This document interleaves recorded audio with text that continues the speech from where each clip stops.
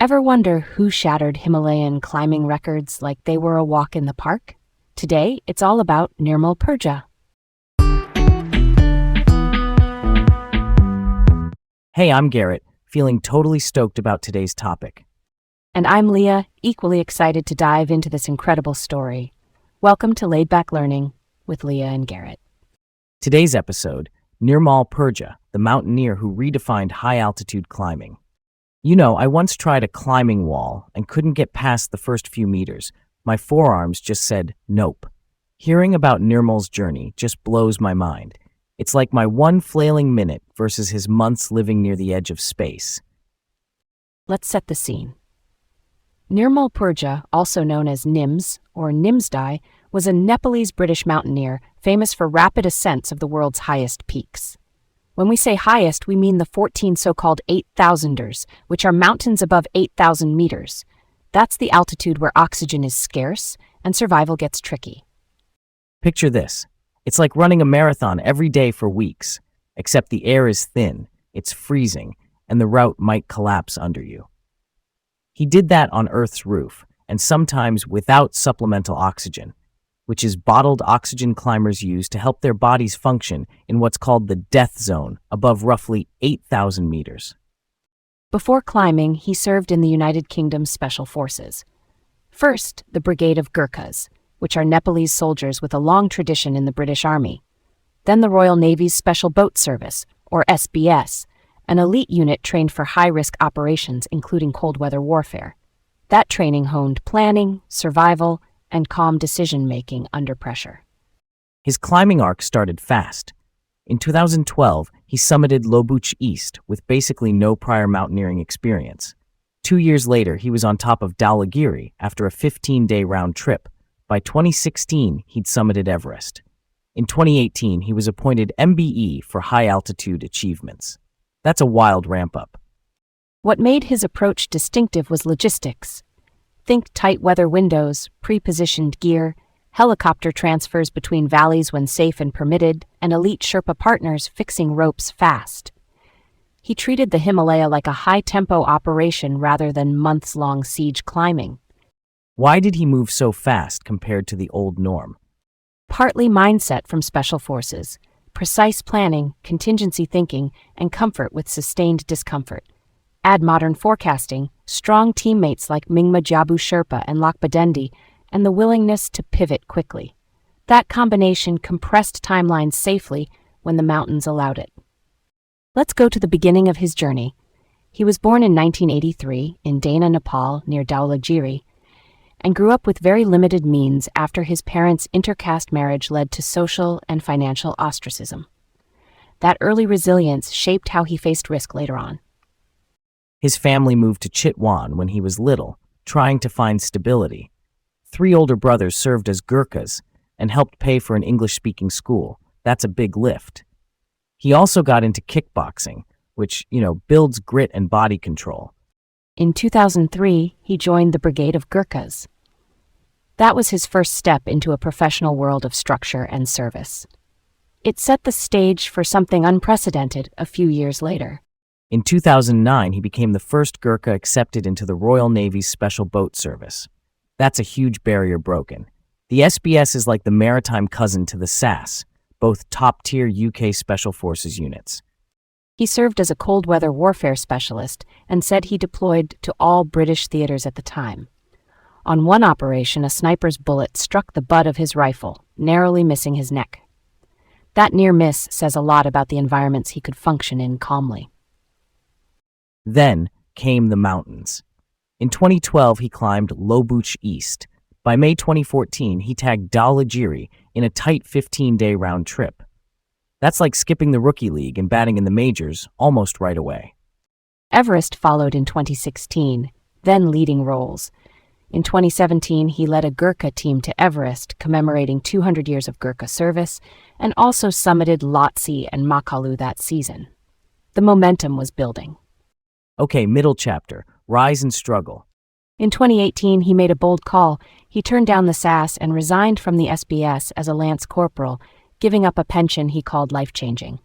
That's like burning the ships. No retreat. He launched Project Possible 14-7. The aim, summit all 14 8,000ers in 7 months. It started on Annapurna in April 2019, a mountain with high objective danger from avalanches and seracs, which are unstable ice cliffs. From there, he stacked Dhaulagiri, Kangchenjunga, then that wild push of Everest, Lhotse, and Makalu in about 2 days and 30 minutes. Helicopter hops, pre-staged oxygen for the with O2 climbs, and teams fixing lines fast. That was the playbook. Along the way, he photographed the 2019 Everest queue. It went viral.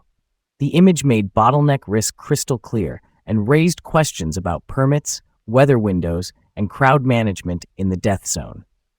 Phase 2 moved to Pakistan, Nanga Parbat, then Gasherbrum Brunnan 2, K2, and Broad Peak, all in July 2019. That's a Karakoram sprint, each mountain with its own personality and hazards. The final phase, in September 2019, needed one more piece, Shishapangma in Tibet. It was closed for the season, but after the Nepali government requested it, Chinese authorities granted a special permit.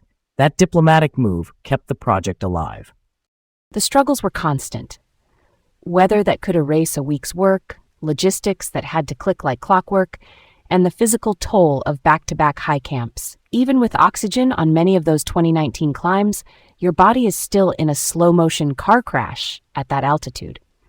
Yet he and his Sherpa teammates kept the tempo. That's the keyword here, teamwork. Names like Mingma Jabu, Lakpadendi, Geljan Sherpa, and Tensi Kasang show up again and again, fixing ropes, breaking trail, making good on tiny weather windows. Resolution. In October 2019, he summited Shishapangma and finished Project Possible in 6 months and 6 days, all with supplemental oxygen.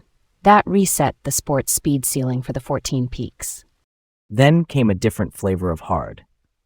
In January 2021, he was part of the first team to summit K2 in winter. 10 Nepali climbers united near the top and went together. He was the only one to do it without supplemental oxygen. That's like turning hard mode into nightmare mode. He also corrected earlier summit positions. In autumn 2021, he reached the true summits of Manaslu and Dhaulagiri after research clarified that prior ridge or 4 summit points weren't the absolute tops. A 2022 study later verified he stood on all 14 true summits, along with Ed Viesters and Veka Gustafsson. In May 2022, he linked Kangchenjunga, Everest, and Lhotse without oxygen in just under 9 days. That's a metabolic chess match, managing acclimatization, energy, and weather without the O2 buffer.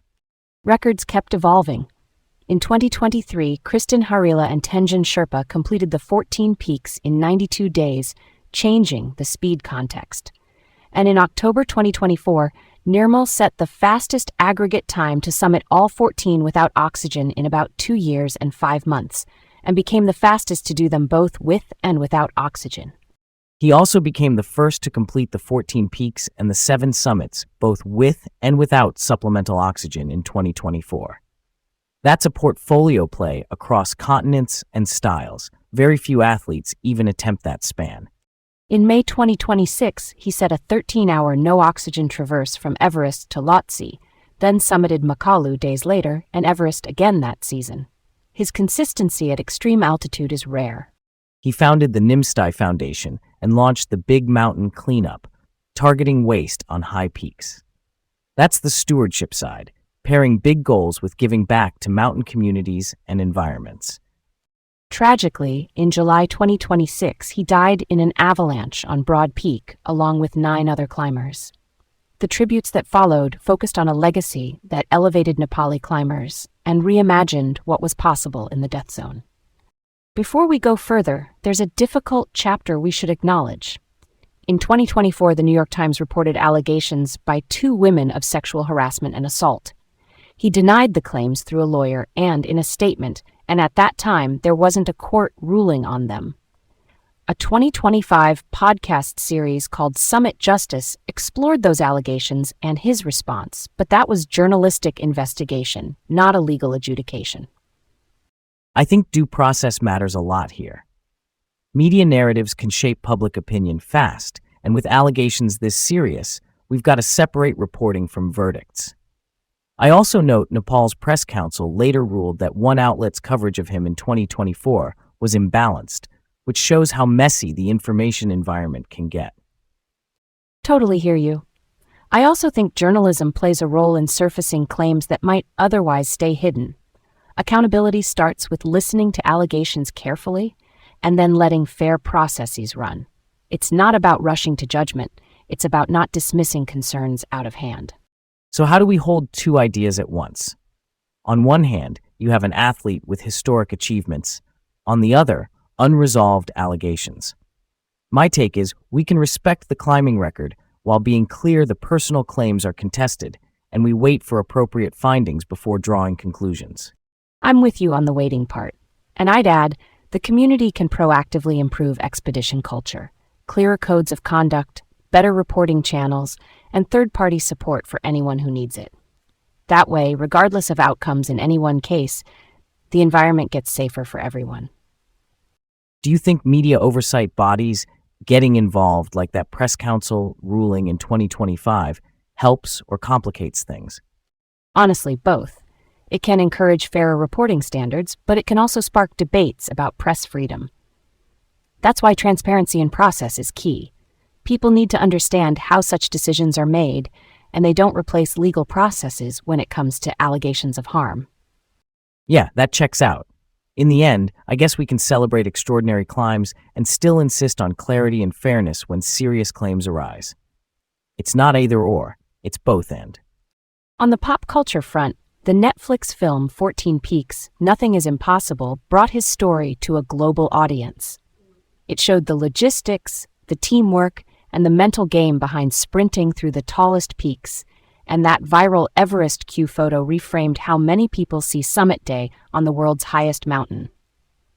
What if he'd stayed in UK Special Forces instead of leaving in 2018? I keep picturing him leading cold weather rescue or reconnaissance missions, the kind of operations where precision and calm save lives in the worst conditions. And I imagine the mountaineering timeline changing. Maybe the first winter ascent of K2 gets delayed, maybe Project Possible never happens or lands with a different team. Without him, the visibility of Nepali climbers might have grown more slowly, and the big mountain cleanup might not take off the way it did. We might still see new speed records, but the specific blend of SBS discipline, logistics, and that team-first Nepali summit on K2 in winter feels unique. The culture shift toward tighter, more coordinated multi-peak pushes could have arrived later or in a different shape. It's a reminder that one person's choice can ripple across a whole field. Stay in the unit, and he's a legend in a different uniform. Step into the mountains, and he becomes a catalyst for a new era of high-altitude climbing. So there we have it, folks. Stay curious and keep exploring.